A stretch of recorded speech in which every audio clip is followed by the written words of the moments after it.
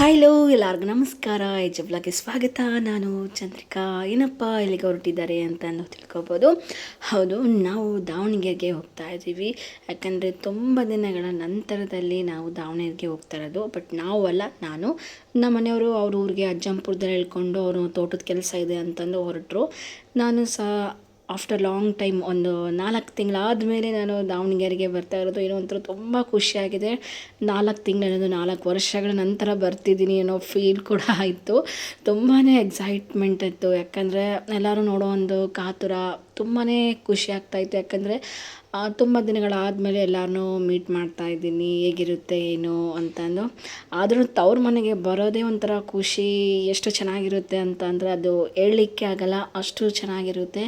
ನಾನು ಕೂಡ private auto ಮಾಡ್ಕೊಂಡು ಹೋಗ್ತಾಯಿದ್ವಿ. ಯಾಕಂದರೆ ಮುಂಚೆ ಎಲ್ಲ ರೈಲ್ವೆ ಸ್ಟೇಷನ್ ಹತ್ರನೇ ಆಟೋಗಳೆಲ್ಲ ನಿಂತ್ಕೊತಾ ಇದ್ದದ್ದು, 10 ರೂಪಾಯಿ ಸೀಟ್ ಹಂಗೆ. ಬಟ್ ಯಾಕೋ ನನಗೆ ಹೋಗೋಕ್ಕೆ ಮನಸ್ಸಾಗಲಿಲ್ಲ, ತುಂಬ ಹೊತ್ತು ಲೇಟ್ ಆಗುತ್ತೆ, ನಾನು ದೊಡ್ಡಮ್ಮನ ನೋಡಬೇಕು ದೊಡ್ಡಪ್ಪ ನೋಡಬೇಕು ಅಂದ್ಕೊಂಡು.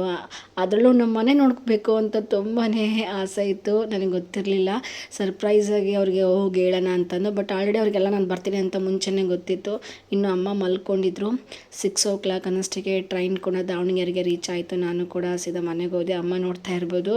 ನನಗೆ ಗೊತ್ತಿತ್ತು ಮುಂಚೆನೇ ನೀನು ಬರೋದಿಲ್ಲ ಅಂತ ಹೇಳಿದರು. ಹೌದಾ ಅಂದ್ಕೊಂಡು ನಾನು ಒಂಥರ ಸರ್ಪ್ರೈಸಾಗಿ ಕೊಡೋಣ ಅಂತ ಅಂದ್ಕೊಂಡೆ. ಅಮ್ಮ ಅಂದೆ, ನನಗೆ ಮುಂಚೆನೇ ಹೇಳಿದರು, ನಿಮ್ಮ ದೊಡ್ಡಪ್ಪ ಹೇಳಿದರು. ಹೌದಾ ಅಂತ ಅಂದ್ಕೊಂಡು ಅದಾದಮೇಲೆ ಆ್ಯಸ್ ಯೂಶ್ವಲ್ ನನ್ನ ರುಟೀನ್ ಏನಿರುತ್ತೋ, ಈಗ ಬೆಂಗಳೂರಲ್ಲಿ ಯಾವ ರೀತಿಯಾಗಿ ನನ್ನ ರೊಟೀನನ್ನು ಸ್ಟಾರ್ಟ್ ಮಾಡಿದ್ನೋ ಅದೇ ರೀತಿಯಾಗಿ ತವ್ರ ಮನೆಯಲ್ಲೂ ಓಕೆ ಬೇಡ, ಏನು ಸ್ಕಿಪ್ ಮಾಡೋಣ ಆ ಥರ ಎಲ್ಲ ಏನೂ ಇರಲಿಲ್ಲ. ಅಂದರೆ ಆಲ್ಮೋಸ್ಟ್ ಎಲ್ಲ ಸೇಮೇ ಇರುತ್ತೆ.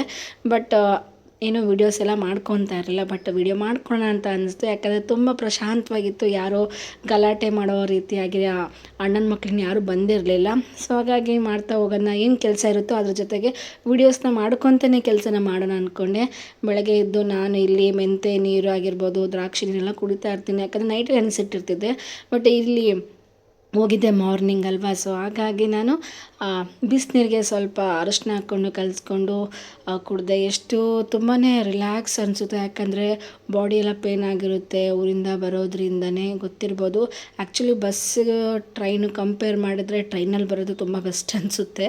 ಬಟ್ ನಾನೀಗ ಸಿದ್ದರಾಮಯ್ಯನವರು ಫ್ರೀ ಬಸ್ ಮಾಡಿರೋದ್ರಿಂದ ಯಾವಾಗಲೂ ಬಸ್ಸಿಗೆ ಬರ್ತಾಯಿರ್ತೀನಿ.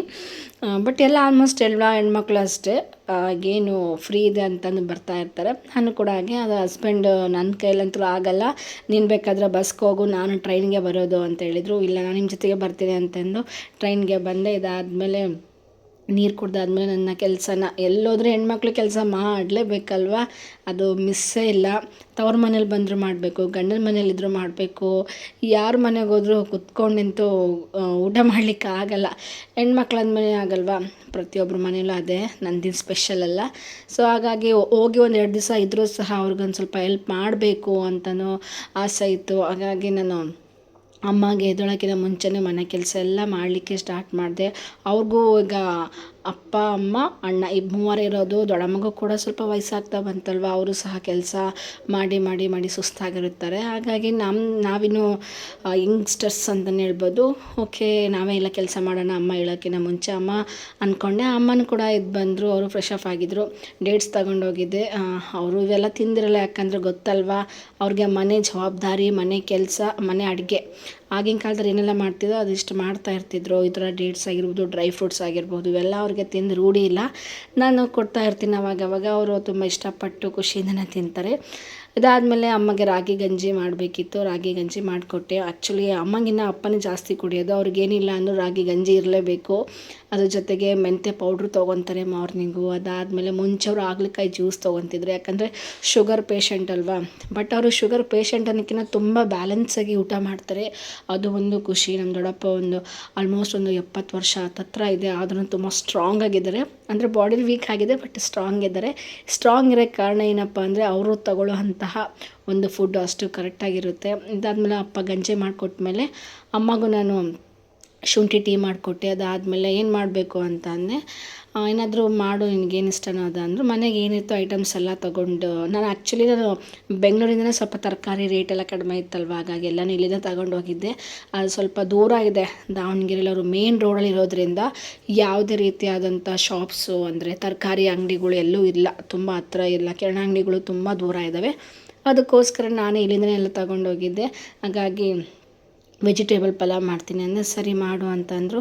ಎಲ್ಲನೂ ಹೆಚ್ಚಿಟ್ಕೊಂಡು ನಾನೇ ಮಾಡಿದೆ. ನಾನು ಹೋಗಿ 2 ದಿವಸ ಇದ್ದರೂ ಸಹ ನನಗೆ ಅಮ್ಮಗೆ ಏನು ಕೆಲಸ ಹೇಳಬಾರ್ದು ಅಂದ್ಕೊಂಡು ಎಲ್ಲ ಕೆಲಸನ ನಾನು ಮಾಡಿದೆ. ನೋಡ್ತಾ ಇರ್ಬೋದು, ಅವರು ಡೈಲಿ ಮಾಡಿ ಮಾಡಿ ಮಾಡಿ ಸುಸ್ತಾಗಿರ್ತಾರೆ ಅಲ್ವಾ. ಅದಕ್ಕೋಸ್ಕರನೇ ನಮ್ಮ ದೊಡ್ಡಮ್ಮಗೆಂತರೂ ಒಂಥರ ಆಟ್ಸಾಗಿ ಬೀಳಬೇಕು. ಅವರಿಲ್ಲ ಅಂದಿದ್ರೆ ನಾನು ಏನೂ ಇಲ್ಲ.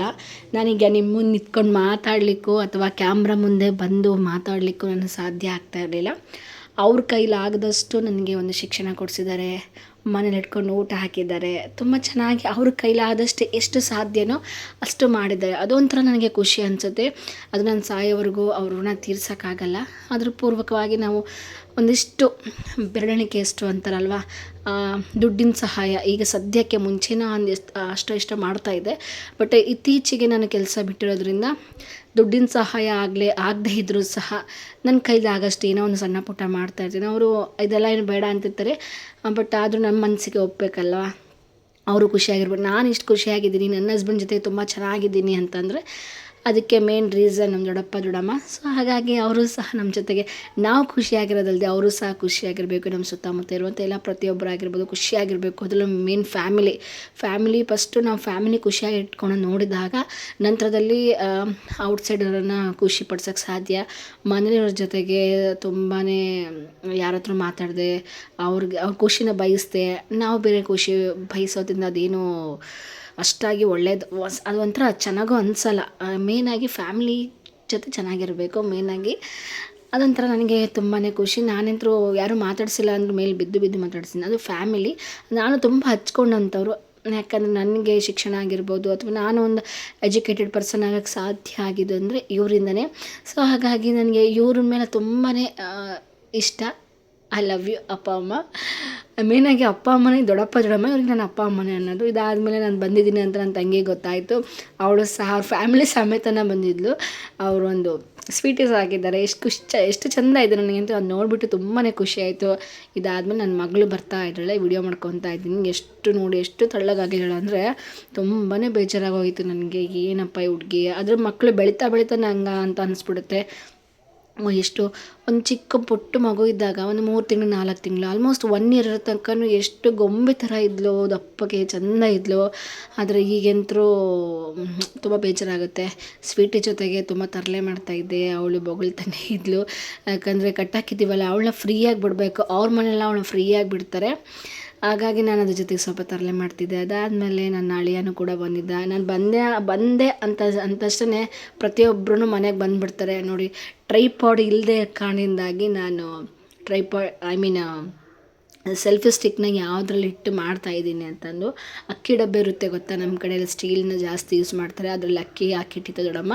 ಅವರು ನಮ್ಮಮ್ಮ ಅಲ್ಲಿ ನಿಲ್ಲಿಸ್ತಾ ಇದ್ದೆ, ಬಟ್ ಅದು ಆಗಾಗೆ ಬಿದ್ದೋಗ್ಬಿಡೋದು. ಸೊ ಹಾಗಾಗಿ ನಮ್ಮ ದೊಡ್ಡಮ್ಮ ಒಳ್ಳೆ ಐಡಿಯಾ ಹೇಳ್ಕೊಟ್ರು, ಇದಾಗ ಇಟ್ಬಿಡು, ಅದರಲ್ಲಿ ಬ್ಯಾಗ್ ಹತ್ರ ಏನು ಇಡ್ತೀಯ ಅಂತೇಳಿ ಬಾಕ್ಸಿಗೆ ಅಕ್ಕಿ ಸುರಿದು ನನಗೆ ಅದನ್ನ ಇಟ್ಟರು. ನನಗೆ ತುಂಬ ಹೆಲ್ಪ್ ಆಯ್ತದು. ನನ್ನ ಟಿಫನ್ ಮಾಡುವಾಗ ಆಗಿರ್ಬೋದು, ಪ್ರತಿಯೊಂದು ವೀಡಿಯೋ ಮಾಡ್ಕೊಳ್ಳಿಕ್ಕೂ ಅದು ತುಂಬಾ ಹೆಲ್ಪ್ಫುಲ್ ಆಯಿತು ಅಂತಲೇ ಹೇಳ್ಬೋದು. ಇದಾದಮೇಲೆ ನಮ್ಮನೆಯವ್ರು ಬರ್ತಾರೆ ಅಂತ ಅಂದ್ಕೊಂಡಿದ್ದೆ, ಬಟ್ ಅವರು ಬಂದಿರಲಿಲ್ಲ, ಸ್ವಲ್ಪ ಕೆಲಸ ಇದೆ ಅಂತ ಹೇಳಿದರು. ಸೊ ಅವ್ರಿಗೂ ನಾನು ವೆಯ್ಟ್ ಮಾಡ್ತಾಯಿದ್ದೆ. ಅದಾದಮೇಲೆ ನಮ್ಮ ತಂಗಿ ಲೇಟ್ ಆಗುತ್ತೆ ಹೋಗೋಣ ಅಂತ ಅಂದರು. ಓಕೆ ಅಂದ್ಕೊಂಡು ನೋಡಿ BS ಚನ್ನಬಸಪ್ಪ ಆ್ಯಂಡ್ ಸನ್ಸ್ಗೆ ಬಂದ್ವಿ. ನೋಡ್ತಾ ಇರ್ಬೋದು ಎಷ್ಟು ರಶ್ ಇರುತ್ತೆ ಅಂತ. ಇವಾಗಾದರೂ ಫ್ರೀ ಇರುತ್ತೆ ಅಂದ್ಕೊಂಡೆ, ಬಟ್ ಇವಾಗೂ ಫ್ರೀ ಇರಲಿಲ್ಲ. ಯಾಕಪ್ಪ ಅಂದರೆ ಏಪ್ರಿಲ್ ಮೇ ಬಂತು ಅಂತಂದರೆ ಸಾಕು. ಯಾಕಂದರೆ ಮದುವೆ ಸೀಸನ್ ಅಲ್ವಾ, ಸಿಕ್ಕಾಪಟ್ಟೆ ರಶ್ ಇತ್ತು. ಈಗ ಮಾಡಿಬಿಟ್ಟು ಒಂದು ಸೀರೆ ಸೆಲೆಕ್ಷನ್ ಮಾಡಿದ್ವಿ ನಮ್ಮ ತಂಗಿಗೆ. ಯಾಕಪ್ಪ ಅಂದರೆ ಮನೆ ಓಪ್ನಿಂಗ್ ಇದೆ, ಸಿಂಪಲಾಗೆ ಮಾಡಬೇಕು ಅಂತ ಅಂದ್ಕೊಂಡು ಸೀರೆ ಎಲ್ಲ ಪರ್ಚೇಸ್ ಮಾಡ್ಕೊಂಡ್ವಿ. ನನ್ನ ಮಗಳು ನೋಡ್ತಾ ಇರ್ಬೋದು, ಅವರಮ್ಮ ಸೀರೆ ಎಲ್ಲ ಸೆಲೆಕ್ಟ್ ಮಾಡ್ತಾ ಇದ್ದಾಳೆ ಅಂತಂದು ಇವಳು ಸಹ ಸೆಲೆಕ್ಟ್ ಮಾಡಲಿಕ್ಕೆ ಹೋಗ್ತಾ ಇದ್ದಾಳೆ. ನಾನು ಯಾವ ಸೀರೆ ಬೇಕುಪುಟ್ಟ ಅಂತೆಲ್ಲ ಕೇಳ್ತಿದ್ದು, ಇದು ಬೇಕು ಅದು ಬೇಕು ಅಂತ ಇರ್ತಿದ್ಲು.